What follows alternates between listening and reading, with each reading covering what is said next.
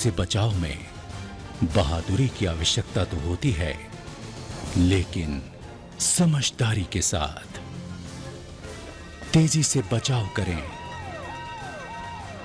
हौसले और पूरे कौशल के साथ। हिम्मत अवश्य दिखाएं, लेकिन अकेले नहीं, एक संगठित दल के साथ।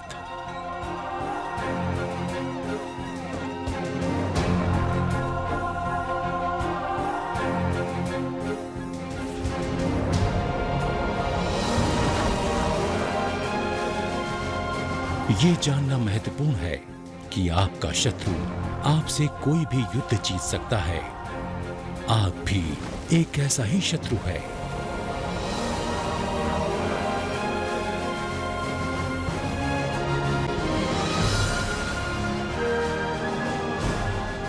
आग से बचाव और खोज अभियान में सबसे पहले आवश्यकता होती है आग की प्रकृति को समझने की।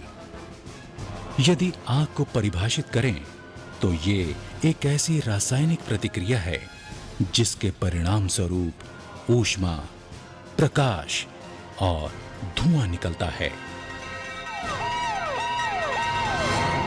जब भी कहीं आग लगती है तो तीन चीजें मिलकर काम करती हैं।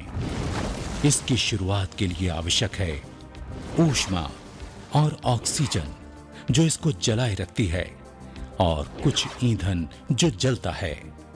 इस प्रकार आग लगने के यही तीन कारक होते हैं। इनमें से किसी एक को समाप्त कर दें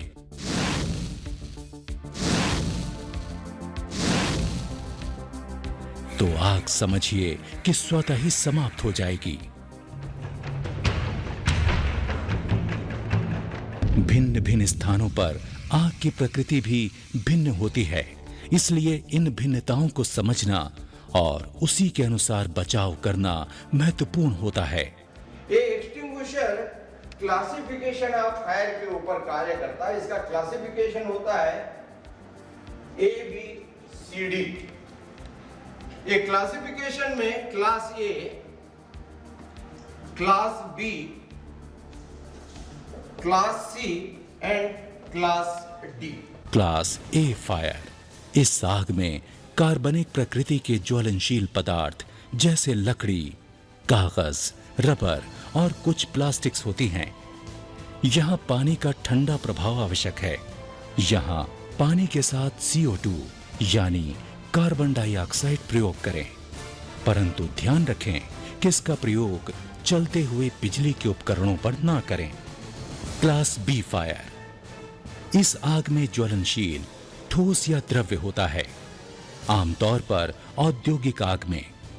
यहां पर आवरणीय प्रभाव आवश्यक है, इसलिए यहां फोम फायर अग्निशामक का प्रयोग करें। Class C fire. इस अग्नि में द्रव्य, गैसें और बिजली के उपकरण शामिल होते हैं, जैसे मोटर पंप वाले कमरे या प्रयोगशालाएं इत्यादि। यहां CO2 यानी कार्बन डाइऑक्साइड का और सूखे पाउडर वाले अग्निशामक का प्रयोग करें। Class D fire.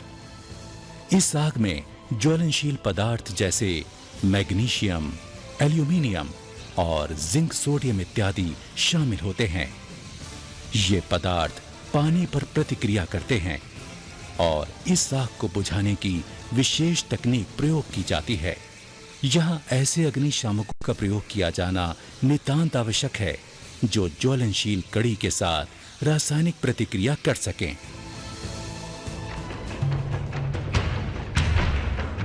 सुरक्षा योजना किसी भी खोज और बचाव अभियान की जीवन रेखा होती है। दल की बैठकों में संभावित जोखिमों की पहचान करें और एक सुरक्षा योजना तैयार रखें।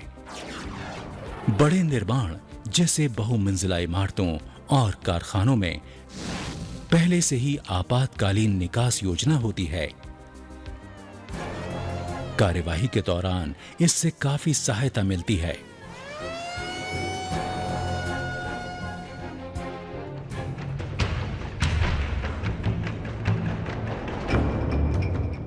आग लगने की कैसी भी परिस्थिति हो, आग लगने का क्षेत्र कितना भी बड़ा हो, बचाव दल के कार्य एक जैसे ही रहते हैं। जिस स्थान पर आग लगी हो वहां से दूसरी चीजों को हटा लें और हताहतों को उस स्थान से बाहर ले जाएं और प्राथमिक उपचार दें। उन्हें आराम करने दें और उनसे अंदर की परिस्थिति के बारे में जानकारी प्राप्त करें। साथ ही ये जानने की भी कोशिश करें कि अंदर और कितने लोग फंसे हुए हैं। जो लोग अंदर फंसे हुए हों, उनसे लगातार संबंध स्थापित करने की कोशिश करें और उन तक कैसे पहुंचा जाए, इसके लिए नीति निर्धारित करें और सभी संभावित साधनों के द्वारा ऐसे स्थानों की जांच करें जहां किसी के जीवित होने की संभावना हो।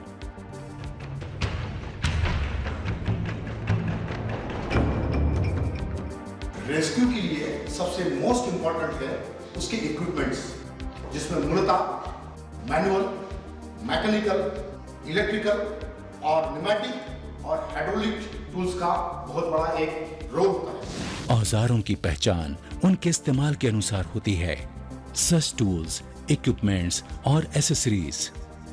रेस्क्यू टूल्स, इक्विपमेंट्स और एसेसरीज। अभियान सहायक इक्विपमेंट्स, व्यक्तिगत सुरक्षा इक्विपमेंट्स, जिसमें मूलतः गमबूट, टांगरी, hand gloves, air plug, eye shield और हेलमेट।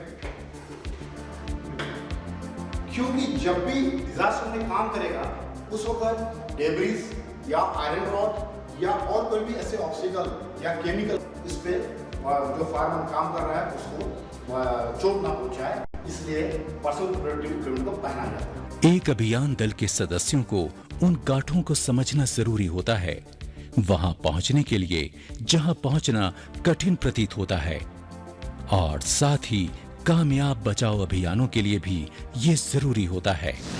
वो हैं thumb not,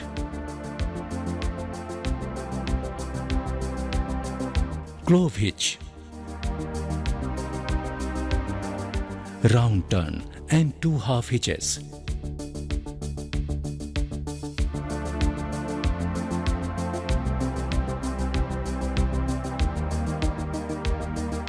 draw hitch,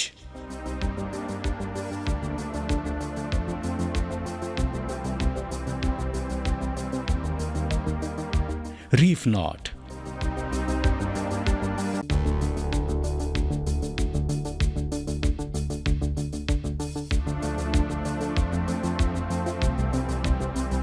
chair knot,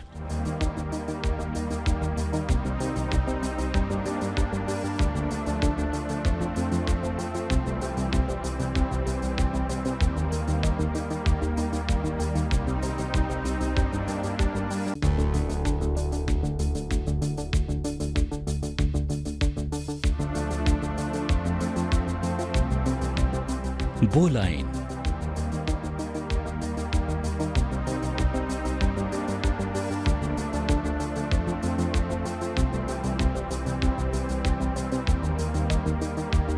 bowline on the bite,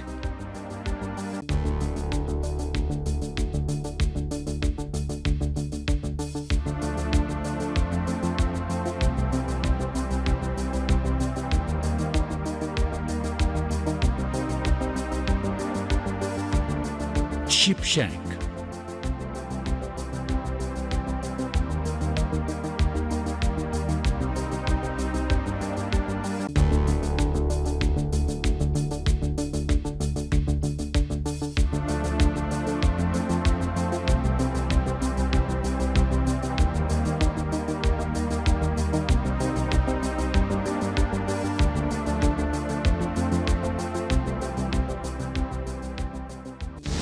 इसके अतिरिक्त बांधने के प्रकार भी होते हैं जो 2 या 2 से अधिक खंभों को एक साथ सुरक्षित रखने के लिए इस्तेमाल होते हैं।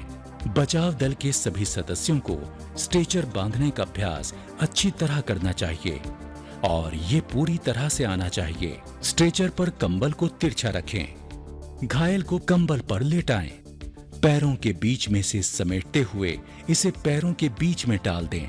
इससे घायल को दोनों ओर से लपेट दें। पहले दाईं ओर से ढकें और अंदर की ओर समेट दें। सामने से गले को ढकते हुए इसे सेफ्टी पिन से सुरक्षित कर दें। मुख्य ऑपरेटर को अपने हाथों का सहारा देते हुए सिर के पास स्ट्रेचर के दाईं ओर बैठना चाहिए। सिर के दाहिनी सिरे को स्ट्रेचर हैंडल के साथ क्लोव गांठ बांधें। इसके बाद स्ट्रेचर से 18 इंच पर नीचे की ओर रस्सी डाली जाती है और हताहत व्यक्ति के चारों ओर लपेट दी जाती है और स्ट्रेचर के नीचे आधी गांठ लगा दी जाती है। दोबारा दाईं ओर रस्सी को नीचे डालते हैं। टखनों और पैरों को एक गांठ के द्वारा सुरक्षित कर लिया जाता है और रस्सी टखनों के नीचे से दूसरी ओर कर दी जाती है। रस्सी अब बाईं ओर है। घायल के चारों ओर बने घेरे पर यह बांध दी जाती है और दूसरा छोर हैंडल्स पर क्लोव गांठ की मदद से बांध दिया जाता है। अब बांधने की प्रक्रिया पूरी हो चुकी है। बाईं ओर की रस्सी को लपेट दें और हताहत के सिर के नीचे कंबल के अंदर रख दें ताकि ये मरीज के तकिए का काम करे।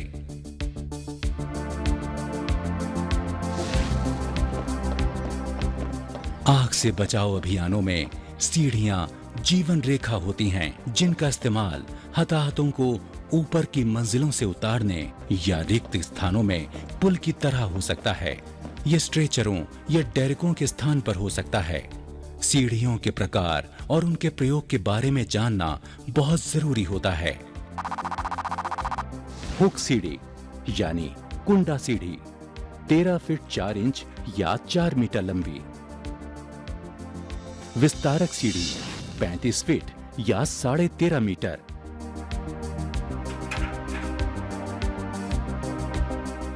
सीढ़ी को दीवार के आधार से सीढ़ी की काम करने की ऊंचाई की 1/4 के बराबर दूरी पर लगाइए।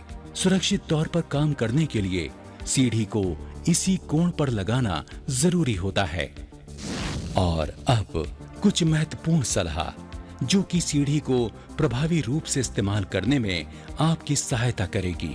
हमेशा बाईं ओर से सीढ़ी को अधिक जगह दें। सीढ़ी का ऊपरी भाग खिड़की के छज्जे के ऊपर होना चाहिए। इससे आपको सीढ़ी को अंदर करने या बाहर करने में आसानी होगी, यहां तक कि हताहत को नीचे उतारते समय भी।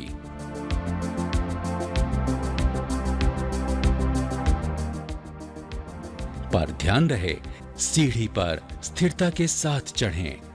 अपने शरीर को सीधा रखें, हाथों को सीधा रखें और आहिस्ता से ऊपर की ओर देखें। सीढ़ी चढ़ते समय अपने पैरों को ना देखें। अपने पैरों को सीढ़ी के बीच में रखें। हाथों को कमर और कंधों के बीच से आराम से चलाएं। सीढ़ी के डंडों को हथेली को नीचे की ओर और अंगूठों को अंदर की ओर रखते हुए दोनों हाथों से थामें।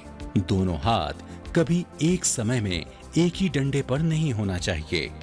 सीढ़ी से उतरते या चढ़ते समय हाथों और पैरों को इस प्रकार चलाएं जैसे बायां हाथ बाएं पैर के साथ और दायां हाथ दाएं पैर के साथ। और अब कुछ विवरण वास्तविक बचाव अभियान के बारे में। आग की स्थिति में पहला कदम होता है पड़ोस से शुरुआत करना। हो सकता है कि वहां कोई व्यक्ति आग वाले घर में फंसा हो और तब इमारत के ऊपर की ओर से खोज करनी शुरू करें और नीचे की ओर आएं। जल्दी से और पूरी तरह से खोज करें। किसी संभावित छिपे स्थान को नजरअंदाज ना करें। जब भी संभव हो जोड़े में ही काम करें। धुएं वाले कमरे में खोज कैसे करें? कमरे के दरवाजे को अचानक ना खोलें। गर्म गैस और धुआं आपको नुकसान पहुंचा सकता है। नीचे की ओर झुकते हुए धीरे से दरवाजा खोलें। गर्म गैसों और धुएं को अपने सिर के ऊपर से गुजर जाने दें। अगर कमरे का दरवाजा बाहर की ओर खुलता है तो दरवाजे के निचले हिस्से पर सामने की ओर से पैर रखें और धीरे से खोलें। इस प्रकार आप सुरक्षित रह सकते हैं, क्योंकि अंदर भरे गैसों और धुएं के दबाव से दरवाजा एक साथ अचानक खुल सकता है। झुकते हुए कमरे में प्रवेश करें और हमेशा इसी मुद्रा में आगे बढ़ें, क्योंकि वहां धुआं कम और फर्श के पास गर्म हवा हो सकती है। कमरे में तिरछा चलकर देखें कि कहीं कोई कमरे के बीच में लेटा तो नहीं है।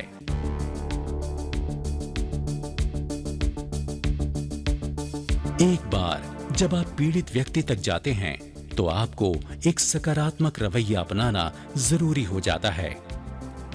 पीड़ित व्यक्ति डरा हुआ होता है और अपने जीवन को बचाने के लिए संघर्ष कर रहा होता है। आपका रवैया उसे आश्वस्त करेगा और उसमें आत्मविश्वास पैदा करेगा। पीड़ित को जल्द से जल्द चिकित्सीय सहायता प्रदान करें।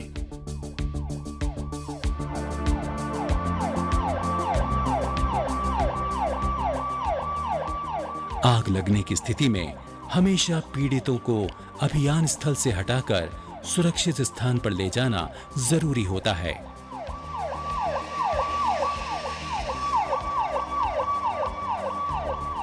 खोज और बचाव करने वाले कर्मियों के लिए बचाव के आपातकालीन तरीकों को जानना और उनका अभ्यास करना महत्वपूर्ण है। पिक अ बैग, कांधे पर उठाएं यदि घायल होश में है और उठने के लिए सक्षम है। पैक अ बैग, घायल को पीछे से उठाएं लेकिन उल्टी दशा में। ह्यूमन क्रच, मानव बैसाखी, ये 3 टांग की दौड़ की तरह है। बचाव करने वाला घायल की ओर और प्रत्येक व्यक्ति अपने बाहरी पैर को आगे बढ़ाता है। फायरमैन लिफ्ट, एक बेहोश व्यक्ति को बचाना बहुत कठिन होता है और किसी बचाव करने वाले को स्वतंत्र छोड़ना भी।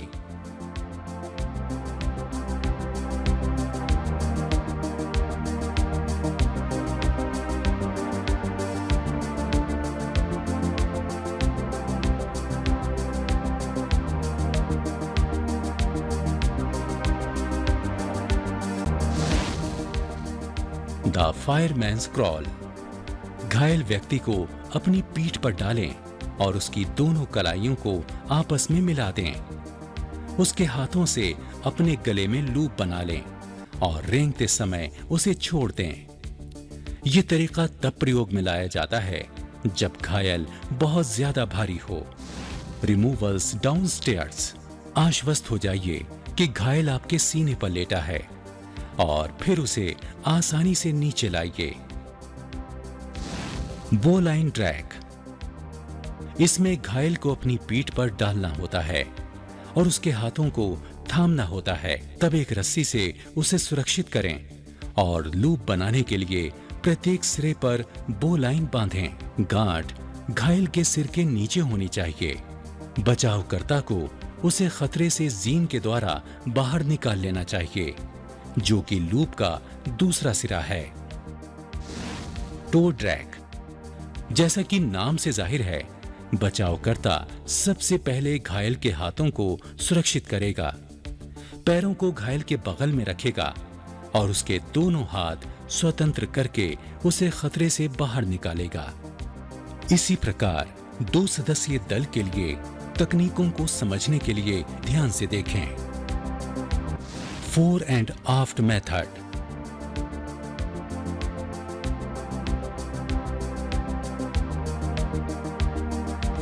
टू-हैंडेड सीट,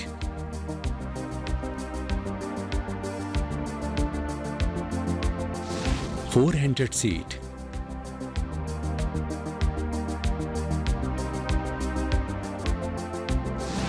चेयर कैरी,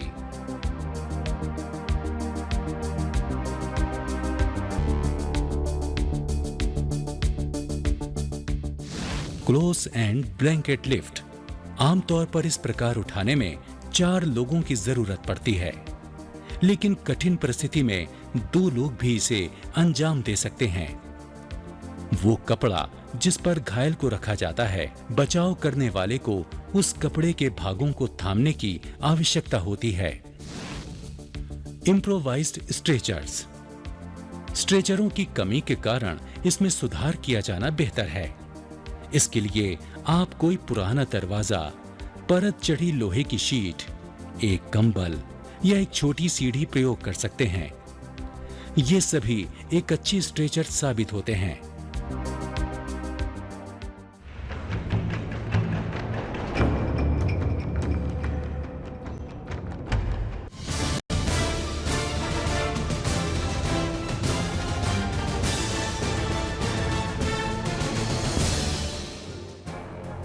आग से बचाव का अभियान दूसरे बचाव अभियानों से अलग होता है।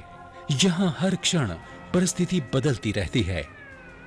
यहाँ पहुंचने वाले पहले दल के लिए सुरक्षा मूलभूत नियम नहीं होता, बल्कि किसी की जान बचाना प्रथम होता है।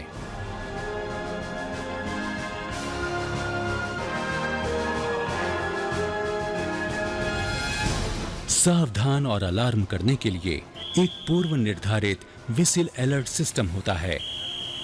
लंबी सीटी की आवाज इशारा होती है काम रोक देने और बात सुनने के लिए। एक लंबी और एक छोटी सीटी इशारा होती है लगातार काम करते रहने का। और 3 छोटी सीटियों का अर्थ होता है कि जल्द से जल्द स्थान खाली करो और सुरक्षित जोन में पहुंचो। प्रभावित क्षेत्र के अंदर सुरक्षित जोन की पहचान करना और स्थापित करना और दूसरे दल के सदस्यों को इसके बारे में बताना। आपातकाल की अवस्था में चिकित्सा दल के साथ संबंध बनाना और छोटी प्राथमिक चिकित्सा किट रखना। बचाव दल के कार्यकर्ताओं को बदलते रहें ताकि कुशलता बनी रहे।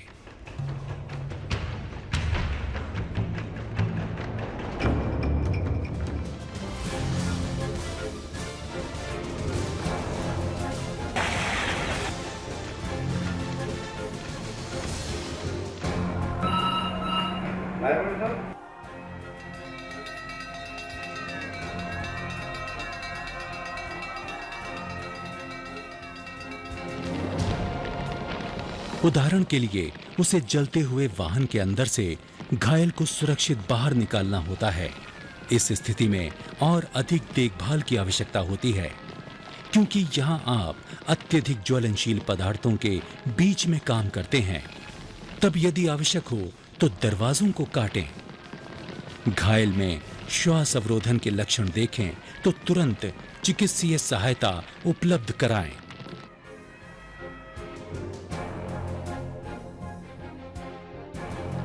आग के स्रोत ऑक्सीजन को समाप्त करके आग को बुझाएं।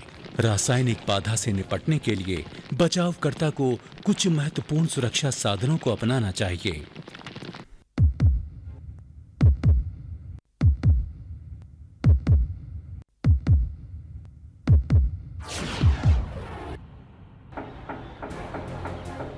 उच्च गुणवत्ता वाले रक्षात्मक कपड़े यहाँ बहुत आवश्यक हैं। अभियान के पश्चात बचावकर्ता को स्वयं को पूरी तरह से धोना चाहिए। आंख से लेकर पूरे शरीर पर से सभी रासायनिक धब्बों को हटाना नितांत आवश्यक है। एक बचावकर्ता को पानी में डूबते हुए लोगों को बचाने के लिए हमेशा तैयार रहना चाहिए। डूबते हुए लोगों की तरफ लाइफ सपोर्ट सिस्टम फेंकना इस कार्य में सबसे पहला कदम होता है। ऊंची इमारतों से घायलों को बचाने के लिए बहुस्तरीय क्रेन्स तुरंत घटनास्थल पर ले जाना चाहिए। ऐसी परिस्थिति में अक्सर इसे घायल तक पहुंचने में समय लग जाता है। इस दौरान घायल से संबंध बनाए रखें और उसे आश्वस्त करते रहें।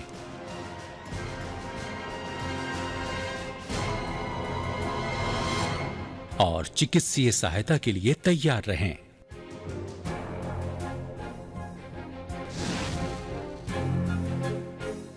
विध्वंस हुए ढांचे में कैमरा एक महत्वपूर्ण हथियार होता है। दीवार में एक छोटा सा छेद करके कैमरा अंदर की ओर डाल दिया जाता है ताकि घायल की स्थिति को आंका जा सके। एक कैजुअलिटी ट्रैप है और एक कैजुअलिटी यहाँ पे है। बचावकर्ता तब द्वारों को काटकर घायल तक पहुंचता है। एक घायल विध्वंस हुए ढांचे के मलबे में फंसा हो सकता है।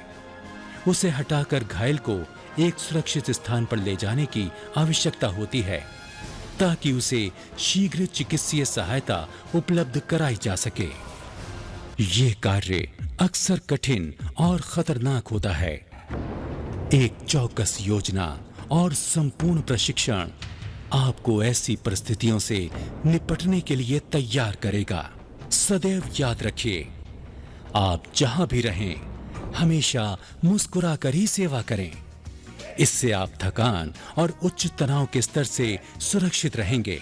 खोज और बचावकर्ता का ये कार्य घायलों को दुर्घटना से सुरक्षित और आश्वस्त करता है और कठिन परिस्थिति में भी उनमें आशा की एक किरण जगाता है।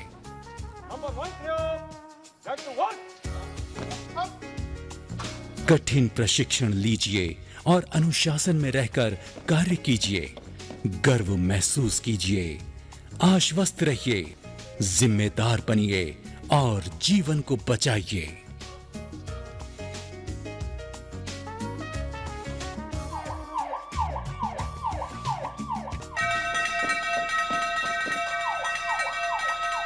जैसा कि आपने इस लघु वृत्त चित्र में देखा कि कुशल प्रशिक्षण के माध्यम से खोज व बचाव कार्य सही तरीके से किया जा सकता है और होने वाले खतरे व नुकसान को कम किया जा सकता है। और हमें इस बात की खुशी है कि आपके द्वारा आग से बचाव कार्य बहुत ही जिम्मेदारी पूर्वक किया जा रहा है। खोज व बचाव प्रशिक्षण आपके लिए बहुत उपयोगी है। प्रशिक्षण अच्छी तरह से लें तथा इसका निरंतर अभ्यास करें।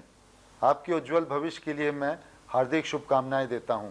इस तरह आप खोज व बचाव के माध्यम से होने वाले नुकसान को कम कर सकते हैं और एक बड़े हादसे को टाल सकते हैं।